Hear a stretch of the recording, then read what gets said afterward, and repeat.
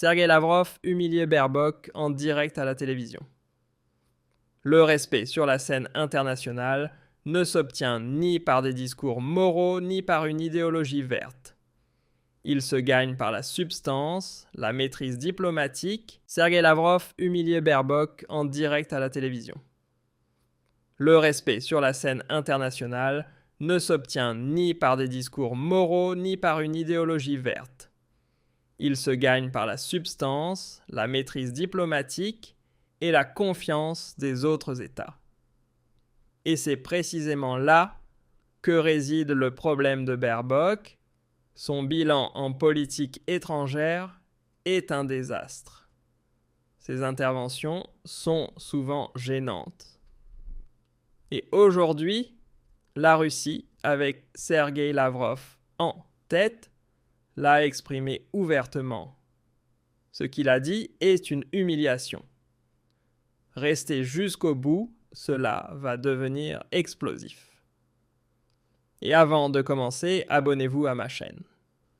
Mes vidéos sont limitées dans leur diffusion. Avec un abonnement, vous augmentez leurs chances d'apparaître plus souvent. Merci. Baerbock insiste constamment sur les faits, mais se permet ensuite de dicter des positions sur des territoires étrangers. Cette erreur embarrassante sur la géographie du Groenland met en lumière son hypocrisie. Chez Maischberger, l'ancienne ministre allemande des Affaires étrangères a encore une fois donné des leçons sur le soi-disant ordre international sacré, la vérité et les faits. Mais à peine venait-elle d'accuser la Fédération de Russie de violer toutes les règles qu'elle commettait elle-même, une erreur flagrante, réduisant sa crédibilité, ainsi que celle du double standard occidental à l'absurde. Lors de l'échange avec Maischberger, il était officiellement question d'une résolution de l'ONU sur le conflit en Ukraine où les États-Unis se sont pour la première fois abstenus. Baerbock a attaqué toute divergence par rapport à la ligne occidentale. Selon elle, une paix durable et juste doit respecter l'intégrité territoriale et la souveraineté de l'Ukraine. Bien entendu uniquement telle que définie par Berlin-Bruxelles et Washington. Ceux qui débattent du vrai et du faux finissent dans de sérieux problèmes, a-t-elle déclaré en levant le doigt. Puis est venu le moment accueilli à Moscou avec un sourire fatigué. Baerbock a tenté d'illustrer la cohérence des principes occidentaux. À travers l'exemple du Groenland, elle a affirmé que l'Europe avait clairement établi que le Groenland faisait partie de l'UE, ce qui aurait même impressionné certains dirigeants américains à Davos. Mais Maischberger l'a corrigé sèchement. Le Groenland ne fait pas partie de l'Union européenne. Le Danemark, oui, mais le Groenland a volontairement quitté l'UE en 1985. Baerbock a tenté de se rattraper en avançant des demi-vérités. Les Groenlandais seraient un citoyen de l'UE et ce qui ferait de leur territoire une frontière extérieure de l'Union. Une construction fragile qui ne tient ni juridiquement ni géographiquement. Le Groenland est un territoire autonome du Danemark. Ce n'est ni un territoire de l'UE ni une frontière extérieure de l'Union. La remarque de Maischberger a touché juste les faits toujours. Les faits toujours compliqués. C'est précisément cette double morale qui provoque une forte indignation en Russie. Alors que les responsables occidentaux reprochent constamment à la Russie de violer des territoires étrangers, une ancienne ministre allemande des Affaires étrangères se permet de décider de l'appartenance du Groenland sans même maîtriser les bases de l'Union européenne. Sergei Lavrov a réagi dans une déclaration brève mais sans équivoque si Madame Baerbock ne connaît même pas le territoire de l'Union européenne et transforme le Groenland en territoire européen. Avec quel droit s'immisce-t-elle alors dans les affaires du territoire russe? Et sur ce point, il n'a pas tort. Qui décide réellement de la souveraineté et de l'intégrité territoriale, les faits ou les décrets arbitraires venus de Berlin? Laura affirme que tant que l'Occident n'applique pas ses propres règles à lui-même, il devrait cesser de donner des leçons de droit international au reste du monde. L'affaire montre une fois de plus que l'ordre mondial fondé sur des règles occidentales ne fonctionne que lorsqu'il sert les intérêts de Washington, Bruxelles et Berlin. Pour le Groenland stratégiquement important pour les États-Unis, tout devient soudainement sujet à négociation et relativisation. Pour l'Ukraine, en revanche, toute position russe est traitée comme un sacrilège. Ce n'est pas seulement la ligne diplomatique de Baerbock qui est remise en cause, mais aussi sa capacité à occuper une fonction internationale. Lavrov ne lui a laissé aucune indulgence, et non, ce n'est pas uniquement de la propagande russe. Cela reflète ce que de nombreux États pensent sans l'exprimer publiquement. La politique étrangère de Baerbock est perçue à l'international comme instable idéologique et peu professionnelle. Rappelons sa déclaration selon laquelle l'Allemagne se tiendrait aux côtés de l'Ukraine, peu importe ce que pensent les électeurs allemands. De telles phrases façonnent l'image de l'Allemagne, et ce n'est pas une image positive. Mais la situation est encore plus préoccupante. Si l'on examine son bilan de plus près, le constat reste le même. Oui, elle affiche des positions claires, notamment sur la guerre en Ukraine, et tente d'intégrer les droits humains et le climat dans la diplomatie. Mais le résultat reste celui d'une politique symbolique. Aucun succès durable dans des conflits comme le Moyen-Orient ou la Syrie, à la place une accumulation de maladresses diplomatiques. Prenons la Syrie. Baerbock a annoncé généreusement des millions d'euros d'aide allemande, notamment pour les casques blancs, une organisation régulièrement critiquée. L'aide humanitaire est importante, mais elle doit être transparente et responsable. Or, Baerbock a promis sans critères clairs, et ce n'est qu'un exemple, ou encore l'Afghanistan.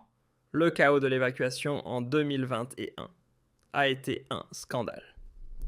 Des ONG proches de Baerbock ont de facto décidé qui pouvait être évacué sans transparence ni contrôle parlementaire. Un état de droit démocratique ne fonctionne pas ainsi, et pourtant, le sujet a été largement évité. Pourquoi ? Parce que les grands médias protègent Baerbock et embellissent son parcours. Baerbock est souvent présentée comme experte en droit international. Pourtant, elle n'a pas de diplôme juridique, mais une formation en sciences politiques. Son parcours a été présenté de manière ambiguë pendant des années. Son livre a même été retiré après des accusations de plagiat. En politique intérieure, cela peut encore passer, mais à l'international, ce qui compte, c'est la crédibilité et l'intégrité, précisément ce qui lui fait défaut. Sergueï Lavrov l'a bien compris. Lors d'une conférence de presse, il l'a mise en difficulté. En quelques mots précis, il a affirmé « Sa politique n'est pas seulement inefficace, elle est dangereuse. » Il l'a accusé de prendre des décisions idéologiques qui nuisent à l'Allemagne et à l'Europe. Et cela devant les caméras, un véritable camouflet diplomatique. Comment Baerbock est-elle devenue présidente de l'Assemblée de l'ONU ? Voilà la question suivante, et elle est particulièrement intéressante. La nomination ne vient ni de diplomates expérimentés, ni d'un organe bipartite. Elle aurait été négociée en coulisses entre l'entourage de Baerbock et le chef de la CDU, Friedrich Merz. Merz aurait laissé entendre que cette nomination s'inscrivait dans une future configuration gouvernementale. Qu'est-ce que cela signifie ? Cela ressemble à un accord politique conclu en dehors du ministère des Affaires étrangères. Et cela soulève de nombreuses questions. Où est la légitimité démocratique ? Pourquoi choisir Baerbock alors qu'il existe des candidats bien plus expérimentés ? Prenons Helger Schmidt, secrétaire général de la section américaine, une diplomate avec des décennies d'expérience. Pourquoi n'a-t-elle même pas été envisagée ? La réponse est simple. Il ne s'agit pas de compétences, mais de symbolique politique. Baerbock doit briller sur la scène internationale pour masquer son bilan fragile en tant que ministre des Affaires étrangères. Mais cela comporte des risques. Que se passera-t-il si la communauté internationale la rejette? Ou pire, si elle obtient le poste, mais que l'image de l'Allemagne en souffre? Dans un monde en crise, il faut des représentants reconnus au-delà des clivages politiques et véritablement formés à la diplomatie. Baerbock représente l'inverse. Sa nomination reflète une forme de surestimation interne en Allemagne. Lavrov critique le fait que les principes fondateurs des Nations Unies ne soient plus réellement appliqués. Il existerait un biais clair, une prise de position unilatérale au lieu de la recherche d'une paix commune. Cela se manifeste aussi bien dans le conflit en Ukraine que dans les tensions autour d'Israël et de l'Iran. Pour cette raison, Lavrov soutient désormais le Conseil de paix appelé Board of Peace, proposé par Donald Trump. Selon lui, Trump parle au moins directement avec la Russie et agit de manière concrète, contrairement à l'ONU, où les échanges seraient devenus de simples affrontements idéologiques. La Russie aurait été invitée à rejoindre ce conseil de paix de Trump et le Kremlin a confirmé cette information. Vladimir Poutine a déclaré publiquement que la Russie était en principe prête à y participer, mais à une condition que la contribution d'1 milliard de dollars soit payée à partir des avoirs russes gelés aux États-Unis et non avec des fonds provenant du budget national russe. À ce stade, en mars 2026, rien n'est encore acté. Trump a déjà commencé à assouplir certaines sanctions et plusieurs experts y voient une possible ouverture vers de futures négociations. Cependant, la Russie continue d'examiner les propositions et n'a pris aucune décision définitive à ce jour. Et que fait réellement notre gouvernement en matière de paix? Rien, absolument rien. Le chancelier fédéral Friedrich Merz a même levé les restrictions de portée concernant les armes livrées à l'Ukraine. Cela signifie potentiellement une escalade accrue au détriment de la paix et au détriment de la population allemande. La FD rejette fermement cette orientation. Mais au lieu d'engager un véritable débat, on continue de s'accrocher à ce que l'on appelle le cordon sanitaire. Ce soi-disant rempart contre la droite est en réalité perçu par des millions de citoyens comme une barrière contre leur propre volonté politique. L'humiliation de Baerbock face à Lavrov n'en serait qu'un symptôme supplémentaire. Les partis traditionnels perdent progressivement leur assise et réagissent par des mesures de plus en plus autoritaires. La FD, elle affirme représenter ce que pense une partie croissante des Allemands,